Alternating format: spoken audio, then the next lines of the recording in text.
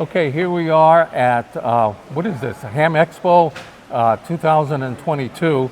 And It's called a ham exposition. okay, Ham Exposition. I don't mind being corrected, okay? And especially by a woman, because I have found my students, the female students, are usually smarter than the male students. But we are at Ham Exposition. Exposition, yes. 2022. I normally do a video when I'm here, but I didn't find a whole lot to do a video of. And I did want to interview the CEO of the ARRL, and because he was very easy to talk to, but he did not want to appear he didn't want to do on the cuff. So I was a little bit disappointed in that, but he was very easy to talk to. But I did get caught by Rhea. How do you pronounce your last name? So I'll tell you two pronunciations. The one in my country, my original country, which is Trinidad and Tobago, they pronounce it Jairam. But in India, the proper pronunciation is Jairam. Okay, whatever pronunciation you choose, you choose, and your call is? N2RJ, N2RJ, November 2, I should have remembered. Radio Japan, I should have remembered Romeo Juliet. There we go. Okay, now if we're going to go back, how long ago were you elected as a director? It's got to be at least 4 years. Yeah, so I began my term at noon, January 1st, 2019. Okay, now when Rhea ran, the ARRL was in a very not so good situation. You can correct me where I'm wrong, but back they were on some guy in California and really strong-arming him for having opinions negative of the ARRL, and he held the position. Do you know what position he held? So that's Dick Norton, N6AA. He was censured by the board of directors. The alleged violation was he breached confidentiality with the code of conduct. Accounts of that are disputed to this day, but that is the allegation. Now, I will tell you that censure has since been rescinded by official motion. Yes, but when Rhea ran, ARRL had a really long-standing reputation as an old boys network, and when she ran, even though I was a member then. I'm not a member now, but as being a member then, I wish I could have voted for her, because she kicked the butt when she got in. She got elected, and she kicked butt, and people had somewhat rebelled against what had happened out in, it was California, right? California. And so you came in with a number of new directors. Yeah, so we had 4 of them. 2 of them lost their elections last cycle, though. We had Mike Ritz up in Northwestern Division. We had Fred Hopengarten here. Fred's out in the parking lot somewhere. And then also had Bud Hippisley, W2RU in the Roanoke Division. So, we came in and we basically restructured a lot of things. Yeah, a lot of things were changed that needed to be changed. Now, I'm not a member now, but I'm not against I have no opinion one way or the other relative to the ARRL.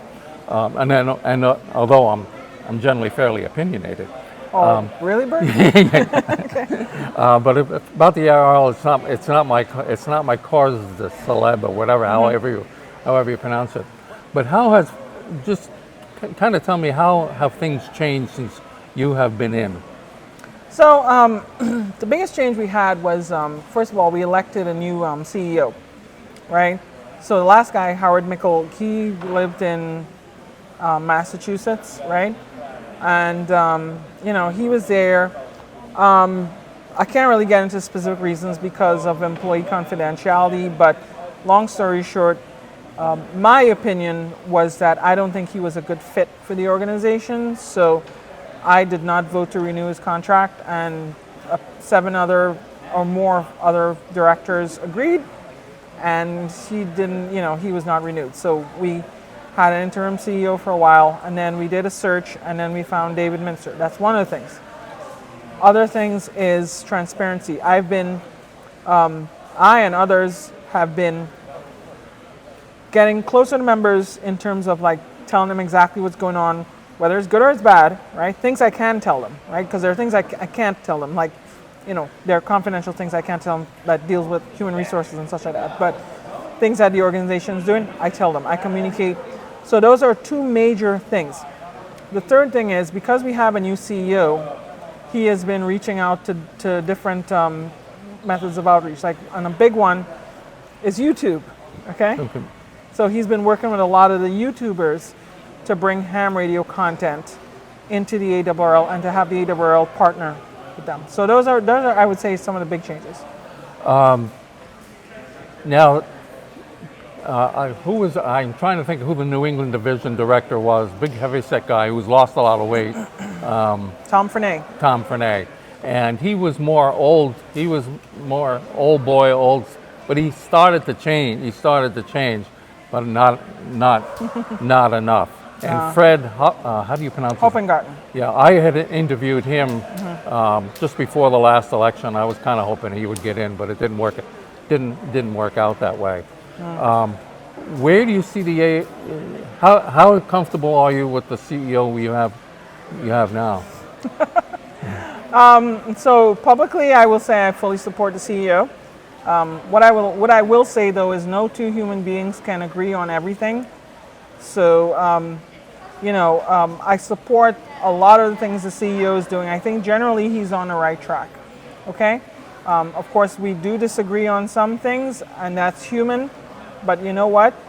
I generally think that he has the interests of the league at heart. But the board is there to act as a check and balance to things that, that we collectively see as detrimental to amateur radio in the organization. So, there's always that balance, right? So we advise and consent, and he executes. And then, but generally, I think we have a good guy. I am, I support the mission, but I will always be there as a watchful eye. Now, when I interviewed Fred about a year and a half ago, he referred to, and I don't know, when you get older, you forget the exact words that you want to get, the right word. But the ARRL has an endowment. And you have a very large endowment. How large is the endowment?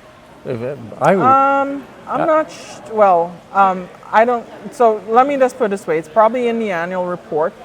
Okay. Right? It's not very large, it's sizable, but I will caution you to say that, some of that is tied up in investments, and some of that is tied up in restricted funds and such like that. So, but it's, it's a good, healthy amount. Well, I wish I could remember what he had said, but I had a feeling it was in the I'm thinking $30 or $40 million. Yeah, it's probably correct. Okay. Yeah. So why the hard push for fundraising now when you have such a large endowment? So the thing is, so you can take the endowment and you can spend it, right? But then when it runs out, I mean, you're back to where you were. It's not that we're trying to basically just ask people for money. What we're doing is we want to make sure that we could cover the expenses and have some in reserve, right? So the way that it works is that dues will only cover so much. Then we have people who want to donate above dues, right? Because they voluntarily want to help the organization. And then even with, that we still have some expenses because, I mean, let's face it. I mean, I don't care what political persuasion you are. Inflation is real, okay? Right. And inflation, we are suffering inflation just like everybody else, and everything is going up. And, it can be sustained. I think, $49 is kind of, it's a little, you have to tighten your belt to survive on that kind of money. But at the same time, if you raise it, people might just end up speaking with their feet, as David was saying in his speech this morning. Right. Voting with your feet. Voting with your feet. Yeah, but let me get to the point here. Why we do it? Because we always want to make sure that people who want to have skin in the game can get that opportunity to have skin in the game, right? Beyond their membership dues, right? And we have a lot of wealthy, donors. Not a lot, we have a lot of wealthy people who want to make their legacy in supporting the ARRL, who want to do some good, right? Who want to do something philanthropic, okay? And they do that through ARRL. That's one. Two, we get money for specific projects, like this club grant program, we get money specifically allocated toward that from ARDC. Okay? So we're not just taking that out of our general fund.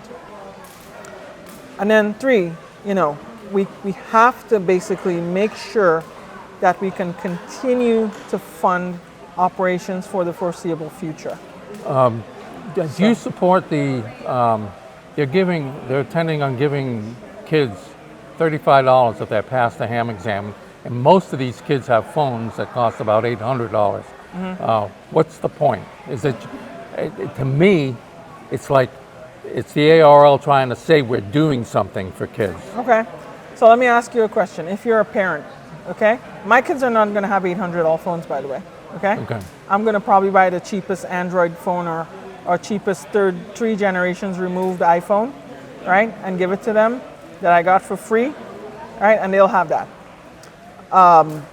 But if you are a parent, okay, and you see, they say, let's join Ham Radio Club, okay, and then the parent said, $35? No, that's too much money.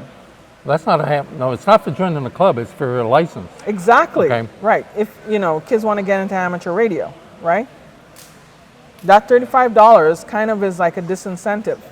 But that's after they pass a test. Yeah. So the kid has already proven to the parent that they've made some effort. So to me, it's, I am obviously speaking opinion. It's like giving money away that the members have donated. Not shouldn't say donated. That's their fee, the fee for joining, $49, and they're giving.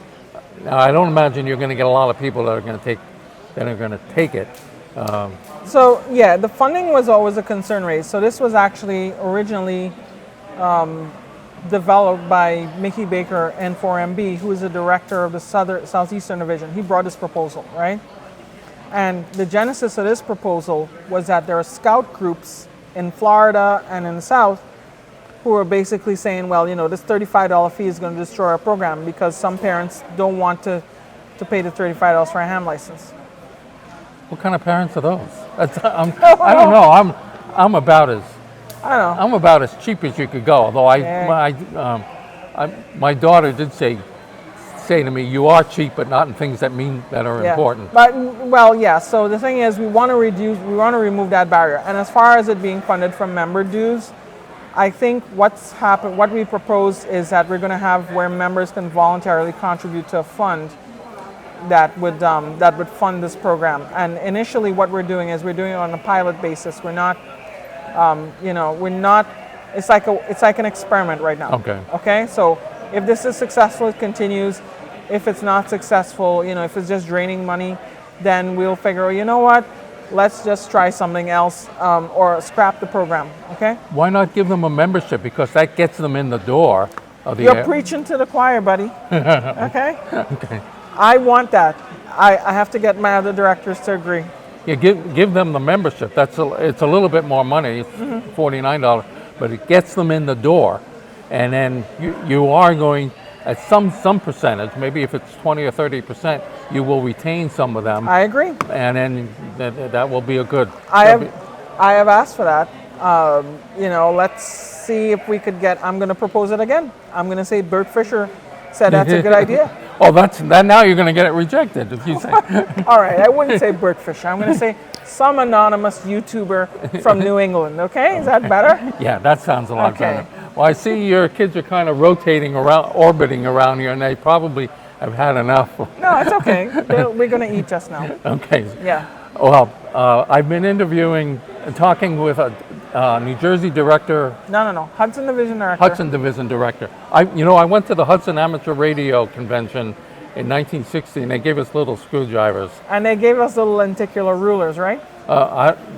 They did? Okay. I have one. Somebody sent one to me. Okay. I keep that. I use that in my YouTube videos. Okay. Well, that's the real first good example I had of him. And you never saw Radio Row. I'm sorry. So you missed. No, I'm young. Radio Row was during my time. Right. If it's 60, 63, that was a great. That was a great. I can imagine. And I have seen Akihabara. What is? In Japan. Oh no, I That's don't in know anything. Tokyo. That's Radio Row in Japan. They still have it. Well, I bought my first DX40 at Harrison's Yeah. in Radio Row, and I bought a Hallicrafter S76, my first receiver, and I bought one here today. I have 4 of them now because it's my first receiver. But it's, you know, you expose. I know you're exposing your kids to ham radio, but I hope you're letting them make their own. They make their own choice. Yeah, and to an extent, I provide them with study materials and I ask them if they're going to study for their license. I don't say they have to do it. Like one of my daughters, she is really interested. But like I said, the schoolwork has to take preference, right? Because they're doing a very rigorous, especially math. So 2 of my kids, 2 out of 3 are in advanced math. And me now as an engineer, I realize just how hard math is, okay? Well, I had the math gene. I was a math Olympian too. So I know I could do math easily, but I know it's a struggle. And it's a lot of work to learn math and be good at it. Yeah. So they spend a lot of time doing the math work. Well, I've met you. I've had a chance to talk with your kids, and they're verbose. They do speak up. Sometimes kids, when they meet somebody new, they're very quiet. Well, you're a teacher, so you have that gift. Yeah, I did have I was subbing in a class for a class, and one of the I asked one of the kids if they had a different sub the week before, and I said, how would that work out? And she said, oh, she didn't know how to talk to kids. You know how to talk to kids. Well, I know how to talk to kids, but I have a little bit more trouble with adults. Now, do they teach you that when you're doing your teacher's degrry or whatever? No. First of all, I went into teaching with 0 college credits. Okay. 0, because I was a vocational teacher and had electronics background. And they hired academic teachers at step 1 of the salary schedule. I was hired at step 10 because they couldn't find an electronics teacher. So my father actually was, he was a shop teacher, but he used to teach technical drawing. And then he taught welding, right? Okay. In a junior high school. Well, vocational, I eventually did get an associate's degree. Right. And that did help. It helped more in the subbing because when I subbed in the elementary schools, it helped out quite a bit. Yeah. But I learned you can't teach people to like kids. You can't teach. You either like them or you don't. And kids have a unique ability, innate ability, to tell whether you like them or not. Yeah, because I was pretty strict with kids, and I had another teacher that I taught with, and the kids didn't treat him well, and they treated me well. And he finally said, "Why did the kids like you? Yeah. I can't use the word here on YouTube, or I won't use it on YouTube. Yeah.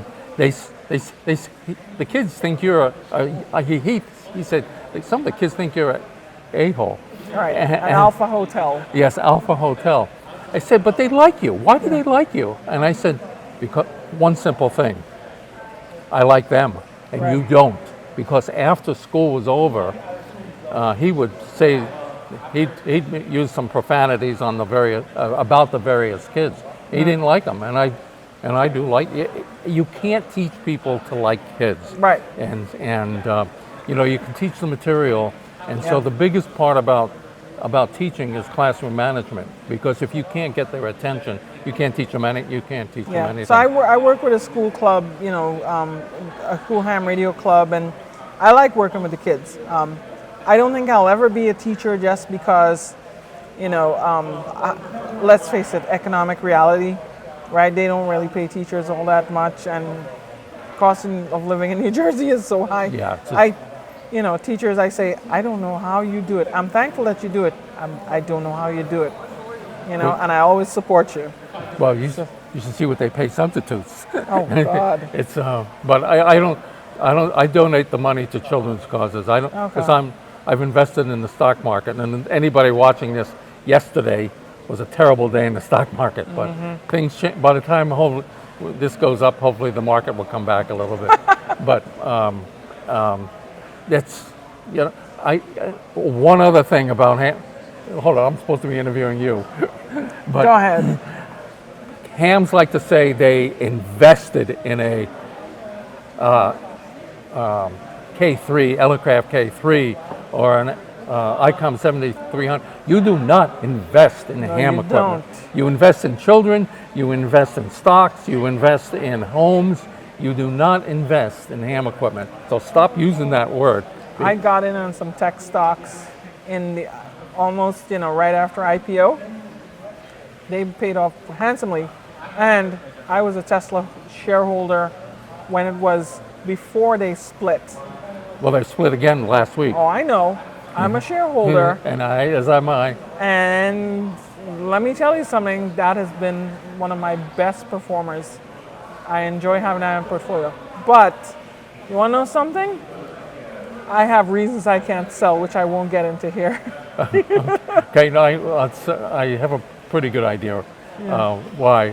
I got into Tesla a lot later. Yeah. I'm still ahead, but not by a whole lot. And it used to be that the split would usually make the stock would go back to its old price. Yeah. But with the market we have today, that doesn't look No. like that's going to happen with the inflation and the situation anytime soon. Anyway, I ought to wind this up because this is getting a little Okay. long for me.